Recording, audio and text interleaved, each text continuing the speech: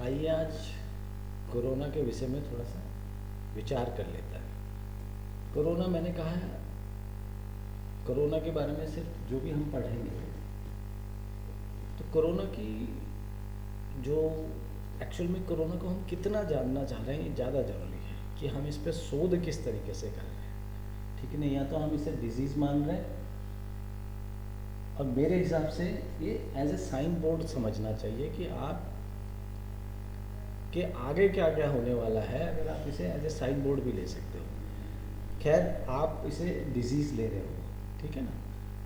तो corona disease और या साइन बोर्ड अगर मैं बोलूँ तो ये साइन बोर्ड की तरह है, ठीक है। अब जरा इसके बारे में, बीमारी शब्द जो आता है ये आता कहाँ से है। पहले अगर हम इसे बीमारी पे डिस्कस करें, बीमारी क्यों कहा जाता है और कहाँ से आया ये शब्द, यानी डिजीज़ जो है, ये जो वर्ड है ये एक्चुअल में आया कहाँ से। तो दो चीज़ें हैं। एक शब्द आता है आयुर्विज्ञान, आयुर्विज्ञान, ठीक है ना। आयुर्विज्ञान या इसे कहते हैं लाइफ साइंसेस, ठीक है। लाइफ साइंस जो वैज्ञानिक जो वर्ड है, लाइफ साइंसेस, ठीक है ना, ये इंग्लिश नेम है। तो लाइफ साइंस होती क्या है, यानी जीवन का विज्ञान। तो जीवन क्या है, तो जीवन आयु है। आयु यानी एक जो प्रोसेस है जीवन का उसे आयु कहते हैं, और इसी का विज्ञान जो है वो लाइफ साइंसेस हो गया।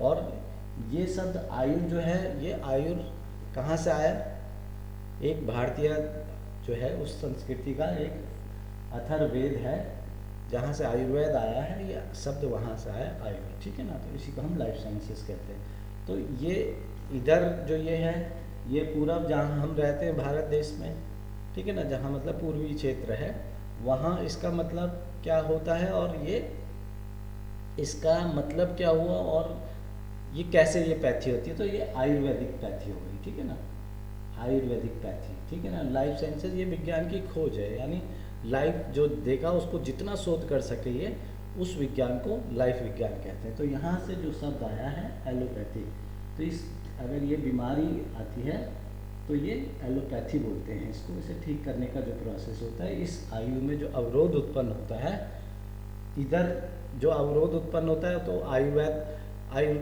इसे आयुर्विज्ञान कहते हैं, और इसका जो ठीक करने वाला उसे आयुर्वेद कहते थे, ठीक है ना। इसे बीमारी कहते थे और यहाँ ये डिजीज़ कहते थे, और इस प्रोसेस को जो ठीक करते हैं उसे एलोपैथी कहते हैं। Allopathy is a combination of biochemistry, इसमें बायोकेमिस्ट्री आती है प्लस केमिकल प्रोसेस आता है, ये दोनों हम पढ़ने वाले हैं, ठीक है। अब जरा सा हम पहले एलोपैथ के बारे में पढ़ लेते हैं, फिर हम आयुर्वेद के बारे में पढ़ लेते हैं। तो एक एक टॉपिक के एक एक पॉइंट के हिसाब से अगर हम कहते हैं, आयुर्वेद मतलब हो गया, वैद मतलब हुआ आयुर्वेदिक, पैथी मतलब, ठीक है ना इसमें, और ये एक हो गया एलोपैथिक। तो थोड़ा सा डिफरेंट समझ लेते हैं इसमें। एलोपैथी क्या होता है, ये बायोकेमिस्ट्री मतलब जो जीव के बारे में और उसका विज्ञान जानते हैं, इसका केमिकली प्रोसेस जो होता है उसको जानना क्या कहते हैं, बायोकेमिस्ट्री हो गया। इसका क्या उद्देश्य है कि अगर कोई भी बीमारी हो रही है तो ये उसे फार्माकोपिया में डाल देते हैं, जिसके कारण ये आयु में जो लाइफ प्रोसेस जो है उसमें अवरोध या रेजिस्टिविटी उत्पन्न हो रही है, तो उसको ढूंढ के उसको एक मॉलिक्यूल इंग्रेडिएंट ढूंढते हैं जिसके कारण अवरोध उत्पन्न हो रहा है, फिर उसे केमिकली सिंथेसाइज करना, यानी जो केमिकली सिंथेसाइज करके उस प्रोसेस को उस मॉलिक्यूल को ढूंढ के जो अवरोध में रेजिस्टिविटी जिसके कारण उत्पन्न हुई है उसको ठीक कर सके, और ये सारी इसको कहते हैं एलोपैथी। और आयुर्वेद अलग है, आयुर्वेद है इस लाइफ प्रोसेस में जहाँ से भोग व्यवस्था होती है, भोग, ठीक है ना, ये इकोसिस्टम पे आधारित है, भोग व्यवस्था। तो भोग किसका, मैटर का भोग, जो द्रव्य है मैटर खाएगा, कौन खाएगा मैटर को, वनस्पति खाएगा, और वनस्पति को कौन खाएगा, जीव, ठीक है ना, और जीव का जो बाय प्रोडक्ट होगा वो दोबारा से मैटर में कन्वर्ट हो जाएगा। तो ये लाइफ प्रोसेस है, ठीक है ना। इसके बीच में जो भी अवरोध उत्पन्न होता है उसे कहते हैं, उसे हम बीमारी कह सकते हैं, ठीक है ना। इस लाइफ प्रोसेस, ये जो कन्वर्जन ऑफ मैटर इनटू वनस्पति, वनस्पति इनटू एनिमल, और एनिमल का जो वेस्ट है गया वो दोबारा से कन्वर्ट हो जाता है वेटर में। ये एक प्रोसेस में है, ठीक है ना। इसको भी हम समझेंगे और एलोपैथिक को भी समझते हैं, ठीक है। तो आइए जरा इसको और थोड़ा सा डिटेल में और जान लें। तो ये जो है अथर्ववेद से निकल के आया है, अथर्ववेद, ठीक है ना। और इसके वेद के रचयिता कौन थे? ब्रह्मा। और ब्रह्मा ही जो है जीव और वनस्पति के रचनाकार हैं। विष्णु कभी रचनाकार नहीं हुए, वो तो सिर्फ कंट्रोल करते हैं। मैटर का जो एग्जिस्टेंस हुआ, जो शिव के काल में शिव द्वारा बनाया गया, शिव काल में जो बना है वो मैटर बना है। और मैटर का भोग जो है किससे? वनस्पति द्वारा, और वनस्पति का किसके द्वारा? जीव के द्वारा। इसको कहते हैं, ये ब्रह्मा की कृति है, ये ब्रह्मा का फील्ड है, समझ लीजिए, ब्रह्मा की सत्ता है, ठीक है ना। उनका वो वनस्पति बनाते थे और उसको खाने के लिए फिर जानवर बनाते थे। ये एक दिन का इसका प्रोसेस था, जब तक कि विष्णु जी की पलक झपक नहीं जाती थी। तो वो पूरा एक जो पलक झपकने के प्रोसेस में, इस बीच ब्रह्मा जी एक ब्रह्मांड में एक जीव की रचना भी, मतलब एक पूरी की पूरी प्रकृति की रचना करते थे और प्रकृति को निपटा देते थे। प्रकृति का, पृथ्वी का नहीं, पृथ्वी मैटर है, ठीक है ना। और पृथ्वी यानी ब्रह्मांड जो मैटर का और एनर्जी का जो खात्मा है वो शिव के ही उसमें है। लेकिन इसमें क्या है, ये शिव की कौन सी है?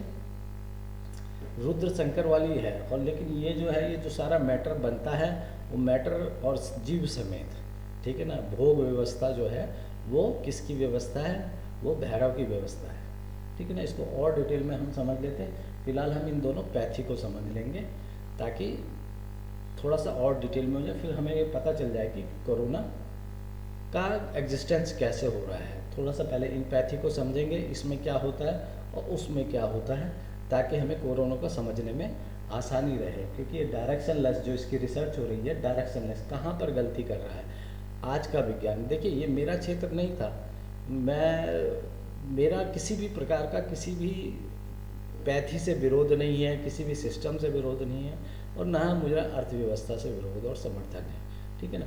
मैं अपना एक अलग लेके चला हूँ।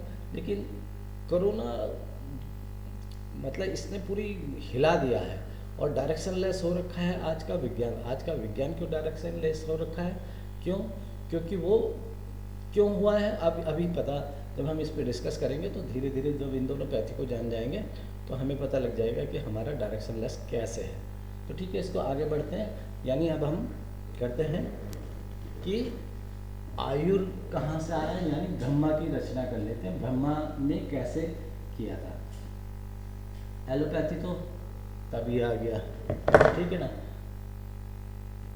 एक जो आयुर्वेद है ये बनता है वात, कफ और पित्त पे, ठीक है ना।